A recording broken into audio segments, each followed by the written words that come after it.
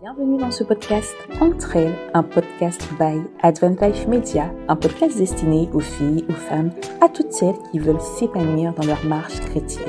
Hello, hello, chère femme, je te retrouve dans ce nouveau podcast. Un podcast durant lequel je t'inviterai à prendre le temps de t'installer pour réfléchir et changer notre regard ensemble sur un thème puissant.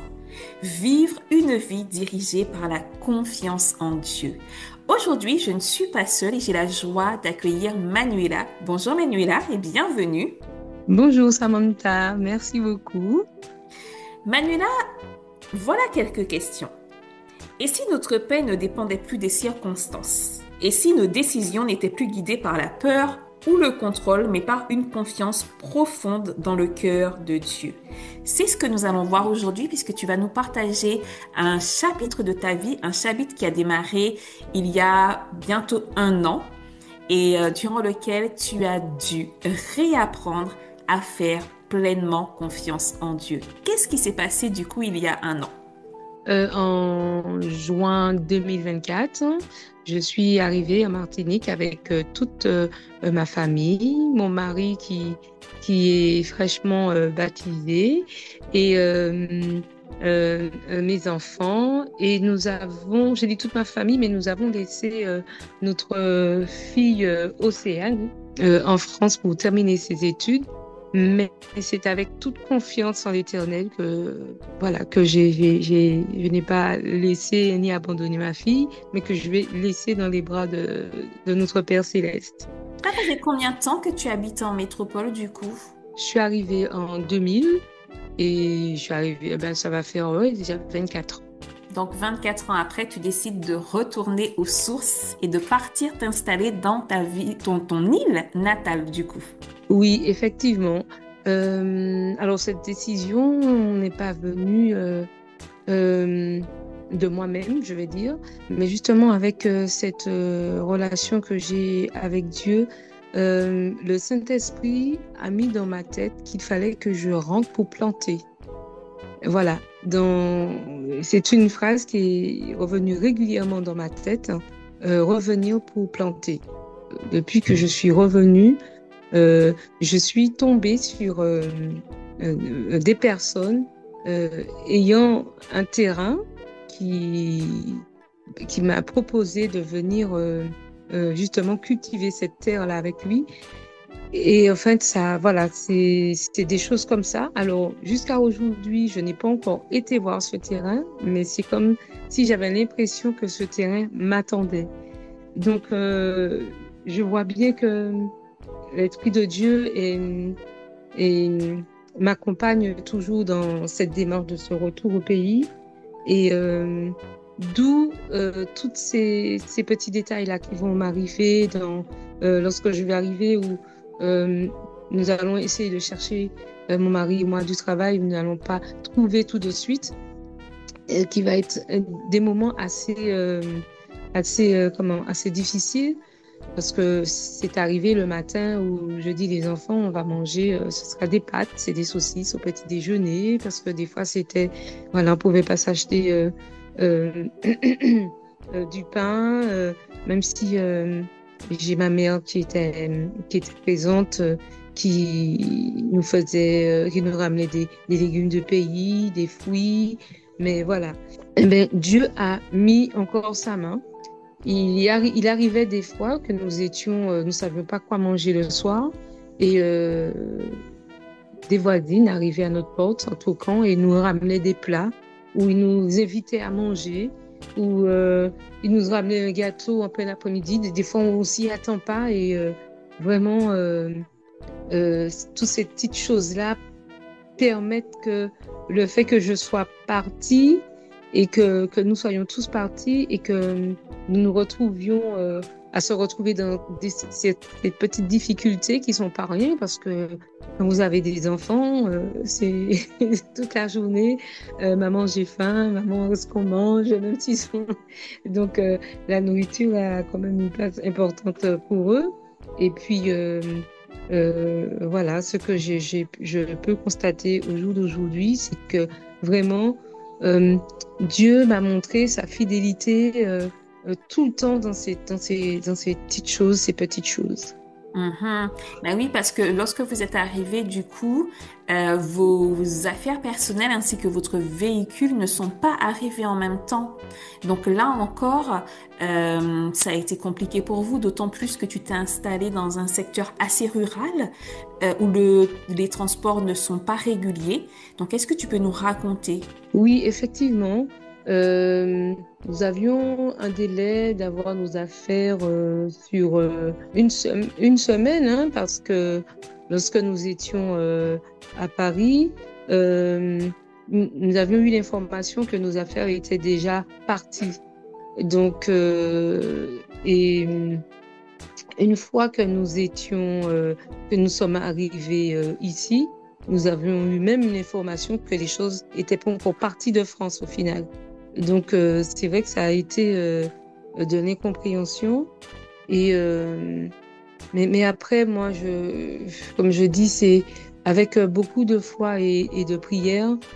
Euh, Autour de moi, c'était il faut aller porter plainte, tu es trop calme, il faut un moment taper les poings sur les tables, et moi, je ne suis pas dans ce tempérament-là, ni dans cet objectif-là, puisque j'ai mis ma confiance en Dieu et par tout ce que j'ai déjà vécu, cette vie de prière et cette vie d'expérience que je mène avec Dieu, je sais que toute chose concourt au bien de ceux qui aiment Dieu. Des choses vont se Amen. passer, elles ne se passent pas comme on veut.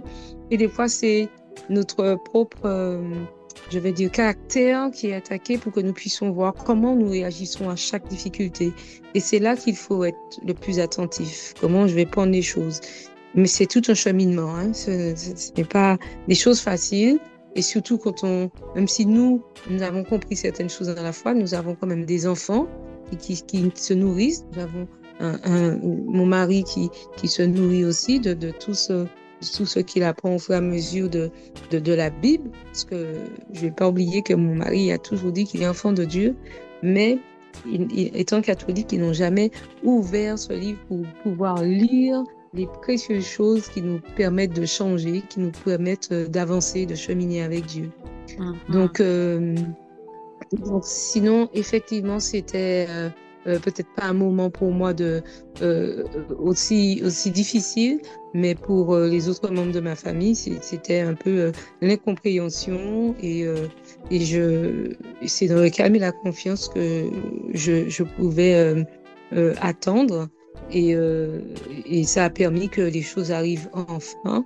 Nous avons quand même perdu la carte d'immatriculation qui ne nous ont jusqu'à aujourd'hui jamais fait réparation.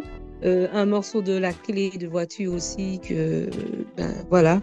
C'est des choses que, au jour d'aujourd'hui, on n'a pas fait réclamation. En fait, nous avons été quand même voir le service, les présenter ces deux choses, mais nous n'avons pas eu de retour. Donc, c'est des choses pour moi que si finalement nous pouvons refaire une carte et que nous pouvons trouver une solution pour la clé, c'est ce que nous faisons, c'est ce que nous avons fait et qui nous permet de lâcher prise un petit peu aussi pour pouvoir avancer, parce que sinon on rentrerait dans des choses où on ne s'en sortirait pas. Je vois ça comme ça. Mais oui, tu sais, Manuela, souvent on pense que faire confiance, c'est ne plus avoir peur. Or, c'est faux. La vraie confiance, c'est choisir de continuer à avancer, même quand on ne voit pas le bout du tunnel. Exactement. C'est dire, Seigneur, je ne comprends pas, mais je te fais confiance. Et dans les moments de peur, de doute, de douleur ou même de frustration, parce que c'était vraiment une source de frustration pour ta famille, ce que vous étiez en train de vivre, c'est à ce moment-là, en fait, que vraiment on met notre foi en exergue, si on veut, on active notre foi et Dieu honore, en fait, notre attitude. Il honore par les fruits de l'esprit qu'il fait développer, notamment la paix, cette assurance que tu as gardée, même s'il y a eu des moments plus compliqués, parce qu'il y a eu des moments où tu as vraiment perdu ta joie, mais tu savais que Dieu serait à tes côtés. Tout à fait, je suis tout à fait d'accord avec toi. Comme tu dis, Effectivement, avoir la foi, euh, pour ce que j'ai déjà vécu, ce n'est pas ne pas pleurer, ce n'est pas ne pas se trouver dans le je ne comprends pas pourquoi. On ne veut pas croire, voir qu'on doute, mais voilà, c'est pleurer les genoux par terre et c'est d'attendre que les choses vont se réaliser, qu'on va s'en sortir enfin. Mais le corps, il vit ce qu'il vit. Il faut pas le nier. Et moi, ce que je sais, ce que je fais, étant donné que je sais que je serai atteinte émotionnellement, moi, je vais vers les autres pour m'aider parce que moi, j'ai besoin d'épaules de mes frères, de mes sœurs pour pouvoir prier avec moi, pour m'encourager, pour chanter. Parce que c'est grâce à ça que j'arrive à faire une sorte de page blanche où je me dis, voilà, la page, elle n'est pas du tout noire. C'est comme si c'était un gros nuage. Mais j'ai besoin de cette rencontre spirituelle avec mes frères et sœurs pour m'encourager dans la prière. Et Dieu, le Saint-Esprit, leur donne exactement ce que je veux entendre et pour pouvoir repartir et pour moi et pour redonner de la force à mon foyer. Amen. Il est écrit dans Ésaïe 26 au verset 3, à celui qui est ferme dans ses sentiments, tu assures la paix parce qu'il se confie en toi. Et c'est ce que tu as expérimenté, Manuela, parce que ce retour aux sources n'a pas été simple, il a été semé d'embûches. Et aujourd'hui, le rêve que tu avais reçu ne s'est pas encore réalisé, mais tu sais que Dieu a un plan pour toi. Oui, oui, exactement. Je suis quelqu'un rempli d'eau, hein. Donc là, tu fais monter les larmes dans mes yeux. Oui, je sais que Dieu a un plan pour moi. Et j'ai pu constater que tout ce que je n'ai pas réalisé, mais que j'ai en bagage, c'est comme si je suis partie pour un long voyage. Dieu m'a tout donné, mais à chaque étape, mais il me montre à quel moment que je sors tel et tel objet de la valise pour les utiliser parce que le moment est propice en fait. C'est incroyable, mais c'est exactement comme ça que je vis ça. Et des fois, la valise est restée fermée longtemps parce que je n'ai pas encore besoin de ce qu'il m'a donné comme bagage. Et c'est là, c'est effectivement, je sais que le projet qu'il a mis là pour moi, les choses vont venir, mais j'ai surtout remarqué que il a besoin de me guérir complètement de la moindre petite blessure que j'ai pour pouvoir œuvrer. Alors, il voudrait que, des fois, je me sens prête et je demande à Dieu, mais sers-toi de moi. Je crie au ciel, sers-toi de moi. Je vois que il m'a tout donné, tout ce qu'il faut, mais il ne se sert pas de moi. Donc, je me dis, mais c'est pas possible. Et c'est lorsque je sors d'une expérience telle que j'ai vécue, par exemple, avec mes enfants, parce qu'en arrivant, malheureusement, un de mes enfants était harcelé à l'école, mais avec cette vie de prière, cette confiance en Dieu, au jour d'aujourd'hui, il a changé de collège et il se sent très bien, mais les choses c'était dans le feu ardent et j'ai pu voir que Dieu, à travers ce qui se passait pour mon fils, Dieu m'a guéri de certaines situations. Dieu m'a amené à changer certaines visions, certaines choses qui n'étaient pas encore prêtes. Et du coup, effectivement, les projets que Dieu a formés pour moi, ce terrain où je dois planter, je ne sais pas encore, mais il est dans ma tête comme une vision future dans le ciel. Donc voilà, je ne peux que me dire qu'à chaque fois qu'il y aura une difficulté, ce sera dans la prière et dans la foi parce que je sais qu'il y a un objectif merveilleux qui m'attend et que je dois faire pour le Seigneur. Merci Manuela de nous avoir partagé ce témoignage encourageant. D'ailleurs, ton témoignage m'inspire l'image d'une fleur. Une fleur, quand elle est enracinée, qu'il pleuve, qu'il vente, qu'il y ait de la neige, elle ne bouge pas. Et même si une personne marche sur elle et la piétine, Dieu a la capacité de la restaurer. Et c'est ce que ton témoignage m'inspire. Il m'inspire le fait que nous devons être des sarments solidement attachés au cep qui est Jésus. Et que peu importe les circonstances que nous pouvons rencontrer dans notre vie, nous devons nous rappeler que notre Rédempteur est vivant. Amen. Je vais me répéter, mais à chaque fois que tu sors ces vérités bibliques en relation avec notre Père, et je me sens très humble et l'eau me vient aux yeux comme si c'est en fait en reconnaissance envers Dieu de ce qui... J'ai l'impression que effectivement, c'est des racines qui ont poussé, il les tient, mais voilà, je me sens effectivement, c'est cette fleur qui est enracinée en Jésus.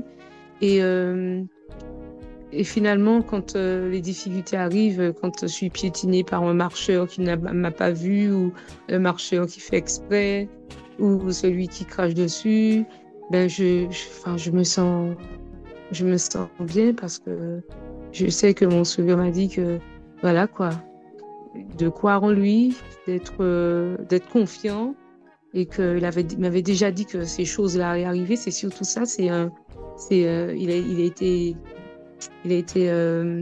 quelqu'un de prévenant envers ceux qui l'aiment. Donc, je ne peux que le remercier malgré tout ces difficultés, parce qu'au final, j'ai toujours remarqué qu'à chaque fois, dans les difficultés, il avait un plan. Il avait un plan merveilleux pour chacun de nous. Amen, amen. Merci en tout cas, Manuela. Chère sœur, j'espère que ce podcast t'a édifié, encouragé. Je ne sais pas ce que tu vis en ce moment, mais à la lumière de ce que nous avons partagé ce matin, j'espère que tu te rappelleras que ton Rédempteur est vivant et qu'il veille sur toi, qu'il ne t'abandonnera pas. Alors, crois fermement en lui, appuie-toi sur lui et confie-toi en lui. À bientôt pour un nouveau podcast. Tchuss!